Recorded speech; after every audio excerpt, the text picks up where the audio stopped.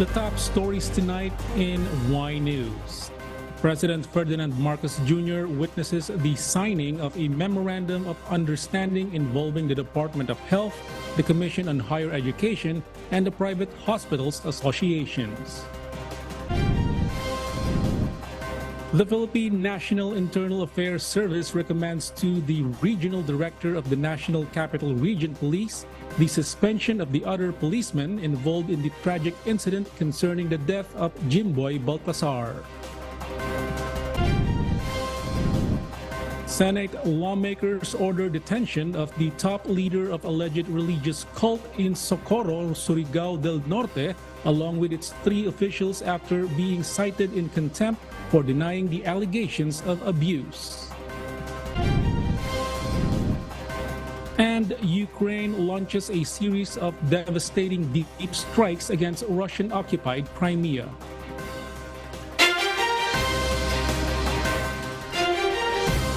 Good evening, Philippines and the world. Today is Thursday, September 28, 2023. Join us in the next hour as we deliver today's top stories around the Philippines and in other parts of the world. We are also seen in 1,935 satellite monitoring centers nationwide and via live streaming worldwide through the UNTV News and Rescue social media channels. I am Joselito Liquido. First in the news. President Ferdinand Marcos Jr. witnessed the signing of Memorandum of Understanding between Department of Health, Commission on Higher Education, and Private Hospitals Association. The said MOU will hopefully address the lack of nurses in the country. Nel Maribuhok reports. President Ferdinand Marcos Jr. expressed confidence that the Joint Administrative Order 2023-0001 will address the lack of healthcare workers in the country. Earlier today, the Department of Health, the Commission on Higher Education, and the Private Hospitals Association joined forces to sign a Memorandum of Understanding, a significant step towards a collaborative solution. Under this memorandum, a total of 55 hospitals in partnership with CHED and 19 nursing schools have committed to actively support the implementation of this vital JAO. It is a groundbreaking endeavor, and I'm confident that it's a program that will help address the lack of healthcare workers in the country today. The JAO itself is designed to facilitate opportunities for underboard BS nursing students by becoming CHED certified and working as clinical care associates during their academic journey. These students contribute to the healthcare industry while completing their degrees. And as a very simple explanation, it allows those nursing graduates who have taken their boards and have not been able to pass the boards this time will be allowed to work nonetheless if they can establish their competencies in certain subjects of the nursing curriculum. And that way they can get to work immediately.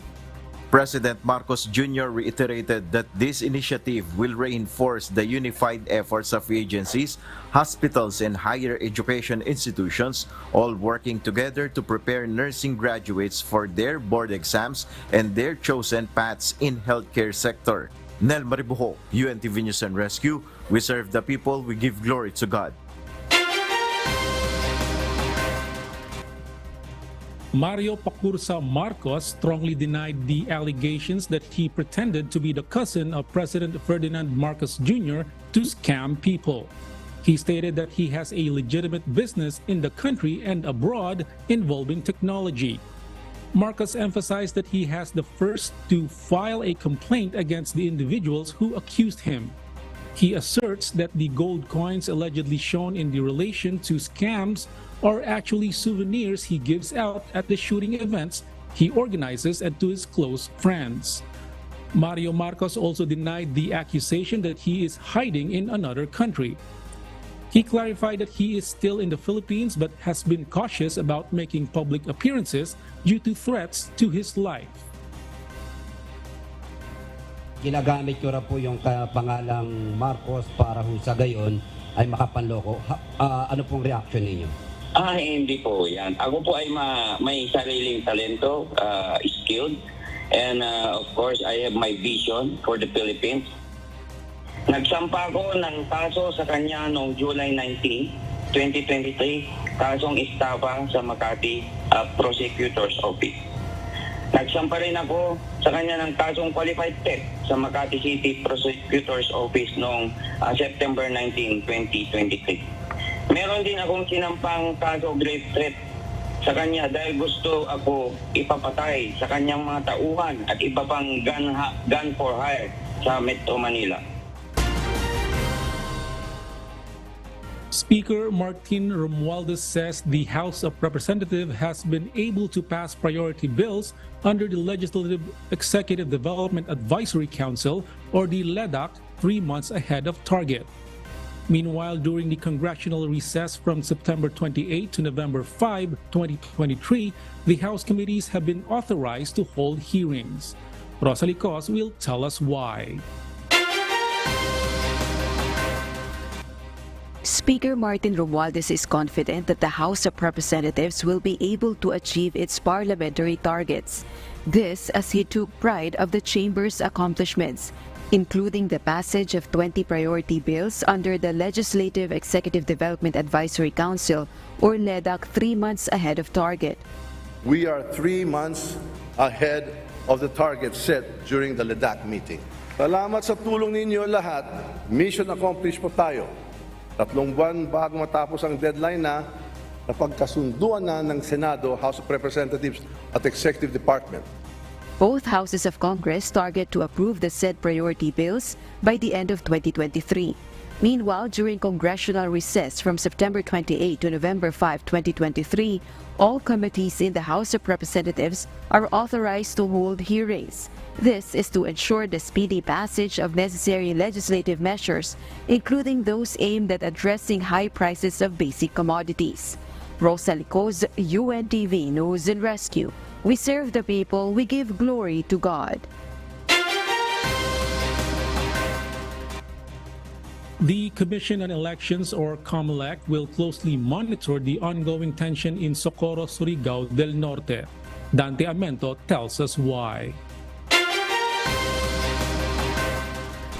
The existing tension in Socorro, Surigao del Norte is not allegedly related to the upcoming Barangay and Sangguniang Kabataan elections, or BSKE, next month. But Commission on Elections, or COMELEC Chairman George Erwin Garcia said they need to closely monitor the situation in the area. This is to ensure that it would not affect the conduct of the BSKE. Garcia explained that it is their obligation residents can exercise their rights to suffrage freely and peacefully. If it is impossible for the COMELEC to conduct the election freely and orderly and peacefully, then we will have to use all the powers and resources of the COMELEC just to ensure that that activity will be held on the date and time as provided for by our rules and by law. Tension is now ongoing, particularly in the community of Socorro Bayanihan Services Incorporated, due to the investigation of the alleged abuses by some of their members, including their leader, J. Renz Kilario, also known as Senior Aguila.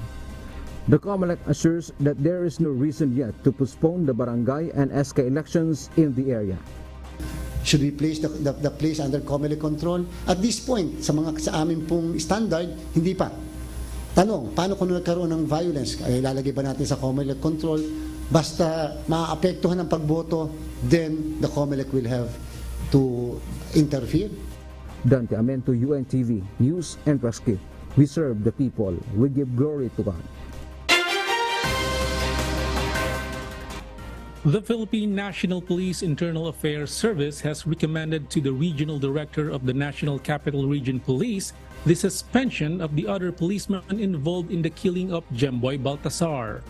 Internal Affairs Service Inspector General Attorney Alfegar Triambulo stated that these police personnel violated police operational procedures.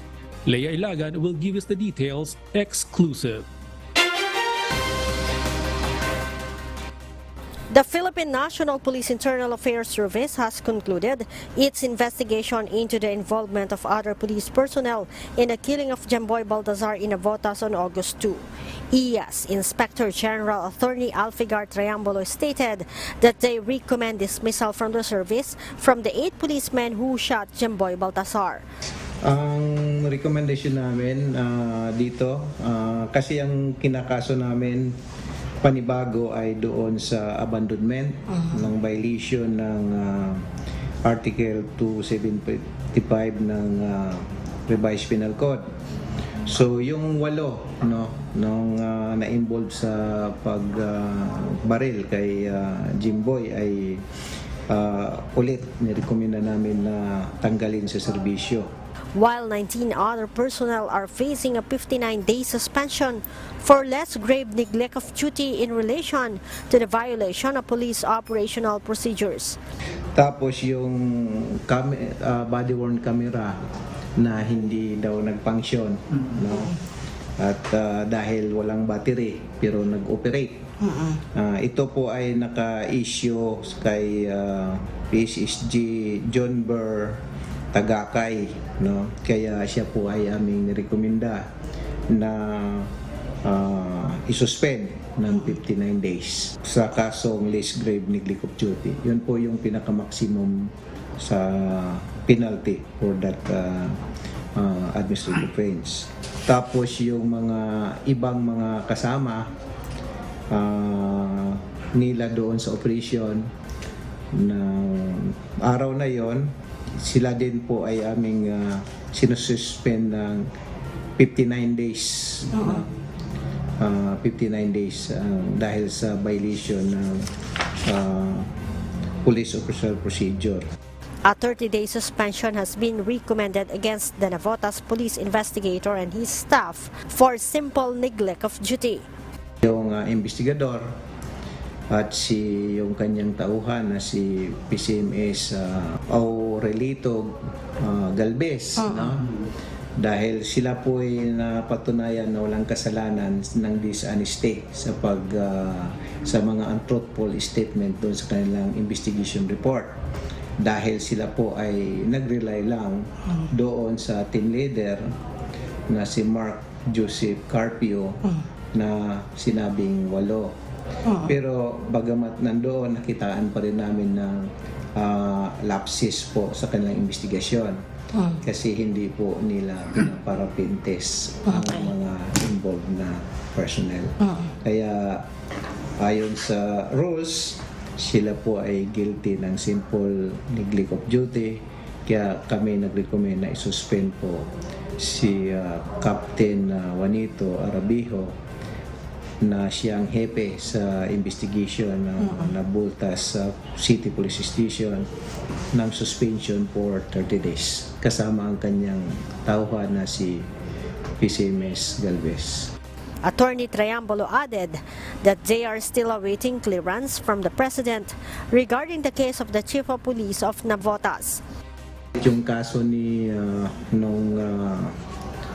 Chief ng Navotas, si Colonel Umipig, ay sa kasalukuyang hinintay po namin ang presidential clearance sapagkat siya po ay appointed ng presidente ayon sa rules ng existing rules ng PNP.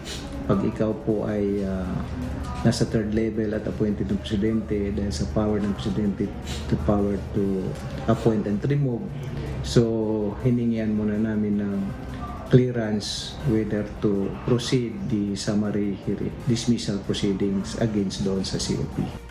On September 13, NCRPO Director Police Brigadier General Jose Melencio Nartates signed and approved the IAS recommendation concerning the 8 policemen who shot Jemboy due to mistaken identity. Leia Ilagan, UNTV, News and Rescue. We serve the people. We give glory to God. And for the news abroad. In the 83rd week of the ongoing conflict, Ukraine has launched a series of devastating deep strikes against Russian-occupied Crimea. Concurrently, President Volodymyr Zelensky embarked on a diplomatic tour of Europe and the United States, securing pledges of new long-range weapons and financial support from Western nations. Paul Gatchalian tells us why live. Yes, Paul, good evening.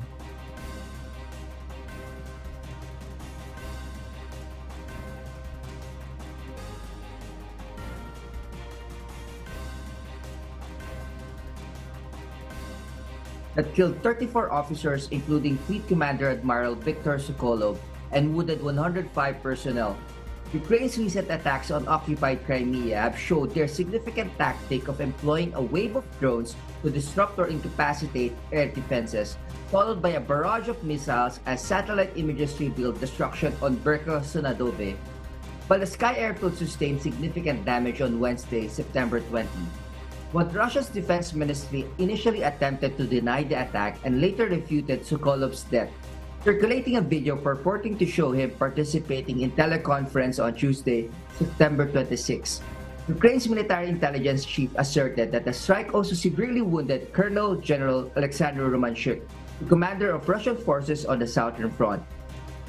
Meanwhile, United States Special Forces Commander Dmitry Andrew Grimes emphasized Ukraine's expertise in navigating the Crimea and Sevastopol terrain, enabling them to achieve their desired outcomes effectively.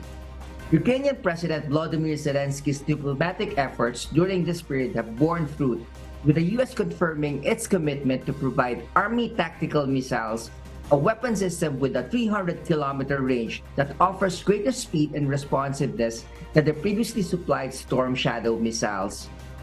This boost in Ukraine's arsenal is expected to enhance its capacity to target time-sensitive military assets such as missile launchers, aircrafts, and battlefield armor. Back to you, Joselito. Thank you, Paul Gatchalian, reporting live from New Zealand. An American soldier is being released after more than 2 months in North Korean custody. Nerissa Dando will tell us why live. Yes, Nerissa, good evening. Good evening, Joselito. United States Army Private Travis King is traveling back to the United States after North Korea concluded their investigation over his entry into the country and decided to expel him. According to North Korea's official state news agency, the 23-year-old Army private intruded into North Korea due to ill feelings against inhuman maltreatment and racial discrimination within the U.S. Army. King faced 2 allegations of assault and spent weeks in jail in South Korea earlier this year. He was released in July and was supposed to fly home to Texas to face disciplinary procedures, but instead joined a previously booked tour of the Joint Security Area and crossed the demarcation line. So far, it is unclear whether King will face charges in the U.S. Meanwhile, officials report that King is in good spirits and is looking forward to reunite with his family. U.S. National Security Advisor Jake Sullivan thanks Sweden and China for their assistance with King's release on Wednesday. Back to you, Joselito. Thank you, Nerissa Dando, reporting live from Japan. We'll share more global stories with you later. For those watching our live streaming on YouTube, please click the subscribe button you see on your screen and ring the bell for notifications. You may also follow us on Facebook. The top leader of alleged religious cult in Socorro, Surigao del Norte, along with its 3 officials, were ordered to be detained in the Senate by lawmakers after they were cited in contempt for denying the allegations of abuse. Harleen Delgado will tell us why. Several minors could not hold back tears as they testified before the Senate committees on public order and dangerous drugs and women and children their ordeal under the alleged cult Socorro Bayanihan Services Incorporated in Sitio Capihan in Surigao del Norte. 15-year-old Jane, not her real name, claims she was forced to marry by the age of 14 to an 18-year-old man. The culprit, she says, is the alleged cult's leader, J. Renskelario, also known as Senior Aguila. Those who will not obey will face sanctions like paddling.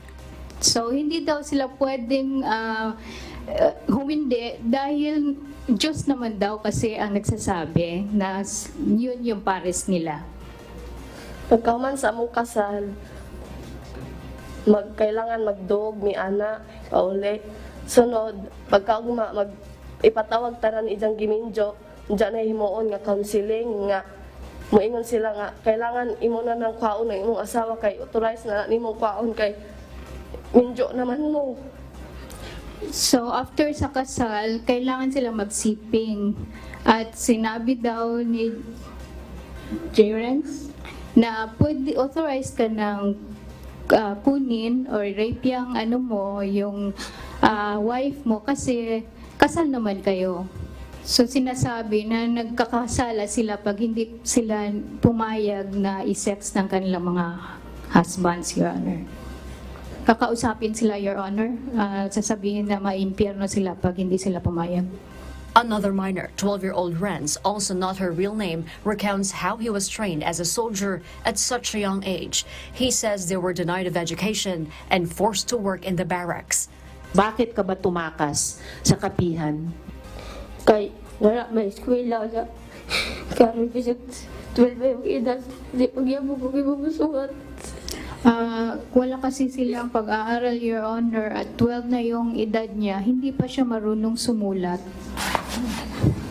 Kilario, along with other top officials of the group, vehemently denied the allegations.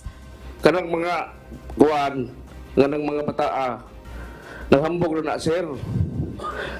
Ato. Naghambog na mga bata na ito, nagyayabang lang. Ang pagkanan na sir si Delito kay naroon siya kasuko sa abong grupo sa bayanihan. Mga bata ba pwede mag-aral habang sila ay nasa loob ng kapihan? Pwede silang lumabas, mag-aral sa baba? Pwede sir. Pwede, walang pumipigil sa kanila. Walang pumipigil? Opo. Paano mo ngayon, paano itong sinasabi nila na hindi sila makalabas? Hindi po yan totoo, sir. Nangyayari po ba ang child marriages sa kapihan, Senyor Aguila? Mr. Kilario? Hindi po nangyari. Madam Senator, as far as I do not know anything about mayroong ganyan nangyayari sa kapihan. Walang child marriages sa Madam Senator. Kasi po, kung meron dapat yung mga parents mismo magko-complain kasi mga anak yun nila. Wala po. Mayroon bang child marriages sa kapihan? Wala po, ma'am. But senators were not convinced, prompting Senate Deputy Minority Leader Risa Hontiveros to move to cite them in contempt for denying the allegations. Kilario, along with 3 officials, Mamerto Galanida, Janet Ahok, and Karen Sanico, have been detained in the Senate. Senator Ronald Bato de la Rosa believes there is another personality controlling Kilario. The lawmaker adds the next Senate hearing will be held in Sitio Capihan in Surigao del Norte, where the group is located. Harleen Delgado, UNTV News and Rescue. We serve the people. We give glory to God. The Land Transportation Franchising and Regulatory Board, or LTFRB, announced that they will make a decision regarding the possible fare increase next week. JP Nunez will tell us why. The Land Transportation Franchising and Regulatory Board, or LTFRB, has asked petitioners for a jeepney fare increase to file a supplemental petition on Monday, October 2. The supplemental petition aims to cover their request for a provisional fare increase nationwide. In the initial petition filed by Pasang Mazda, Acto, and Altodap, they requested a 1 peso provisional fare increase only in Metro Manila, citing that this is the only region where a wage hike has been approved. LTFRB Chairman Attorney Chofilo Guadis III stated on Tuesday that they will decide on the possible fare hike based on the documents the transport groups will submit. Tuesday po, definitely in the afternoon, after the hearing po, maglalabas na po kami ng aming desisyon. Obet Martin of Pasang Mazda mentioned that they expect the decision for the approval of the fare increase today, as it is necessary for public utility jeepney drivers due to the soaring prices of diesel. Nonetheless, Martin stated that the decision is still in their favor as they were given the chance to expand the coverage of their fare hike petition. Ine-expect namin yung decision today, but nagkaroon lang mga konting tanungan sa pagdinig, kanya nirerespeto ko rin yung decision ng board na magsabit kami ng supplemental petition para makover na nationwide ang ating mga kasepian sa iba pang lugar. Na ito'y magandang indikasyon na sa paghihintay natin ng 5 araw, hindi lamang National Capital Region ang nakover, kundi nationwide na yung 1 peso provisional increase. Pasang Mazda, Acto, and Altodap are the 3 transport groups that filed for a 1 peso provisional fare increase. Aside from that, they also have the main petition for a 5 peso increase on top of the minimum fare for traditional and modern jeepneys, which is still pending. Earlier today, the LTFRB also heard the petition of Stop and Go Coalition and FEJUDA for a 2 peso fare increase for the first kilometer of the trip. They were asked by the board to consolidate their petition with other transport groups. However, they opted to maintain their negative position. JP Nunez, UNTV, News and Rescue. We serve the people, we give glory to God. The concessionaires Maynilad and Manila Water will implement this connection even during weekend and holidays starting October 1. According to Maynilad, this is based on the new implementing rules and regulations of the concession agreement issued by MWSS Regulatory Office. This connection usually conducted from Monday to Thursday. Those that have 60 days or 2 months or overdue are subject to disconnection, but they will be given 7 days for the disconnection notice. Dates that are exempted for disconnection are December 25, New Year's Day, and Wednesday to Friday during Holy Week. Maynilad said that customers that are not able to pay their dues may go to their business center to ask for extension. Kaya, within the 2 months, pwede naman sila to enter into a promissory arrangement with our business area offices para matulungan din sila. Kung kailan nila kaya magbayad, we can enter into that kind of arrangement.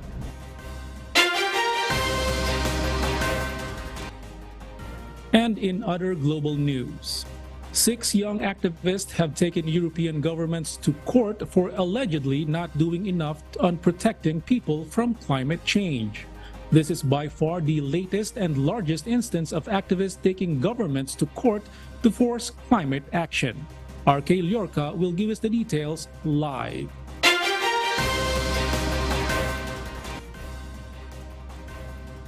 Good evening, RK. Good evening, Joselito. A total of 32 legal teams for 32 countries, including 27 European Union member countries, have questioned the admissibility of the said case at the European Court of Human Rights on Wednesday, September 27.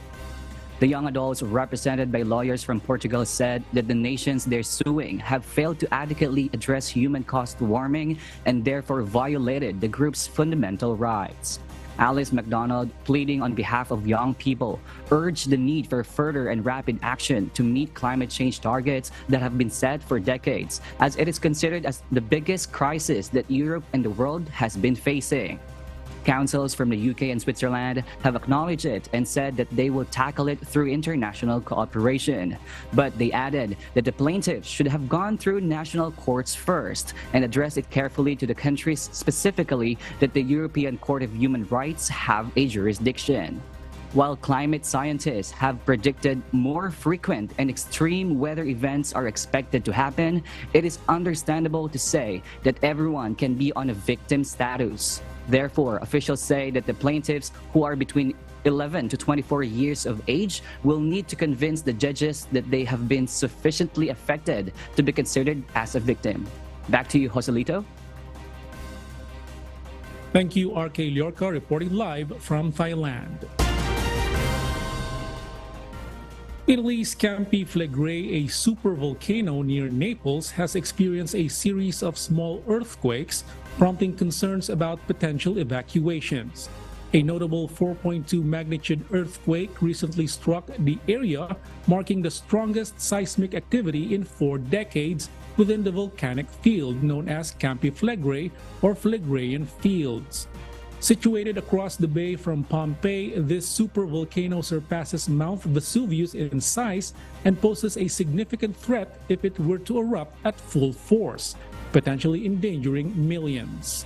While experts currently see no immediate risk of an eruption, Giuseppe De Natale, a renowned volcanologist, has urged urgent structural assessments due to the ongoing seismic activity, causing the ground to rise by 1.5 centimeter per month. Despite Wednesday's earthquake, there were no reported structural damages in the region. The Campi Flegrei caldera, with a diameter of 12 to 15 kilometers, last erupted in 1538. And those are the reasons behind the news in other parts of the globe.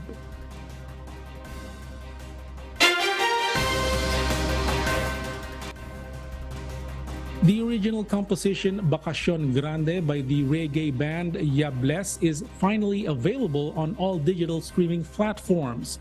This feel-good vibe song has captured the hearts of many youngsters. Gladys Tuwabi will tell us why. Samahan mo kung magbakasyon, magbakasyon tayo ng buong taon. Kalimutan ang problema at lahat ng iyong konsumisyon. Mag-relax at magsaya ang tanging nating misyon. With prayers and hard work, the original composition Bakasyon Grande by the reggae band Yables is now available on all digital streaming platforms. This milestone was achieved with the help of KDR Music House and Wish 1075 through its Uncharted campaign. Naniniwala kami na lahat ng nararanasan namin ngayon, grace ng God to. So you can only imagine na ang daming malulupit, ang daming magaling na artist na dito sa Pilipinas, ang daming independent artist na magaling sa Pilipinas, pero isa kami dun sa napagbigyan, na prioritize na unang napagbigyan dito sa Wish Uncharted. So para sa amin, ang tanging explanation nun is grace of God. The band emphasized that KDR Music House and Wish 1075 have indeed provided aspiring artists with a crucial platform to be heard. Sobrang saya po ng grupo namin dahil hindi namin talaga ine-expect ito. Dati pinapangarap lang namin na makapag-release ng kanta sa isang record label. Sobrang excited namin ngayon at binigay namin talaga yung best namin sa pagpe-perform kanina at makakaasa yung mga sumusubaybay sa Wish Bus at saka sa KDR Music na kung bibigyan pa kami ng pagkakataon, makakaasa sila na makakapag-produce pa kami ng mga quality na klase ng good vibes music. Nabibigyan ng boses yung mga talented nating mga Pilipino, particularly dito sa music industry. Kaya maraming salamat sa KDR Music House. Naniniwala kami na umpisa pa lang to ng mga maraming opportunity na maibibigay nila sa mga fellow artists namin. The song is dedicated to every Filipino worker, a message urging them to take a well-deserved break. Samahan mo kung magbakasyon, magbakasyon tayo ng buong taon. Since the live streaming and official release of this song, many youngsters have fallen in love with Yables music. For me, bakasyon is something wherein you can rest, where you can receive a peace within yourself and reconnect within yourself. Unique po, para ma-relate ko po sila sa Chocolate Factory. Lalo na OPM songs po yung bet ko ngayon, as of now. Tapos ngayon po, medyo konti na lang po kasi yung nag-reggae. So, parang binubuhay po ulit nila. Ngayon ko lang po silang napakinggan, pero para sa akin po, maganda naman po yung music nila, parang old school po. Samahan mo kung magbakasyon, magbakasyon tayo ng buong taon. Meanwhile, a brand new hugot song entitled But Now You're Gone by S.I. Melanio is set to be released tomorrow. Gladys Tuwabi, UNTV News and Rescue. We serve the people, we give glory to God.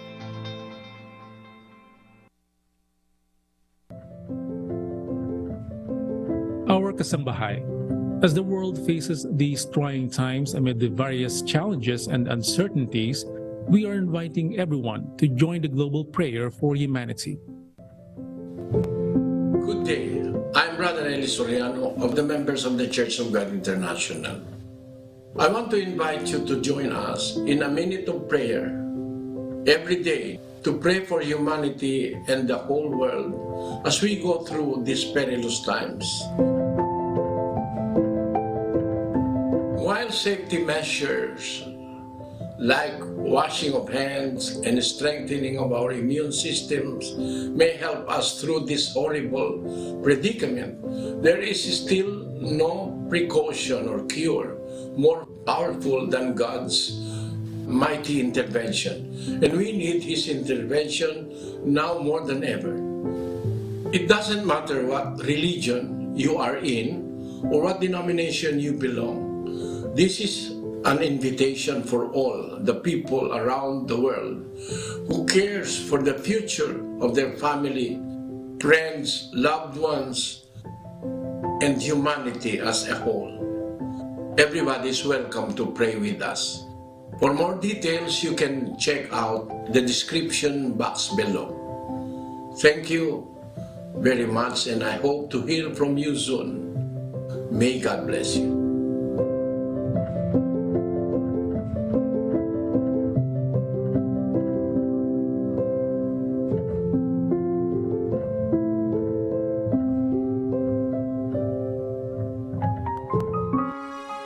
And before we close, we will leave you with a word giving glory to God.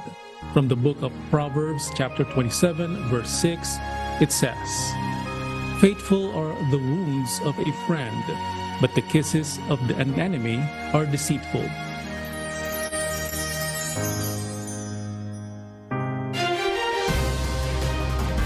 And those are the reasons behind the news, September 28, 2023. Reasons we deliver to you as they unfold. And because we need to know, we will always ask why.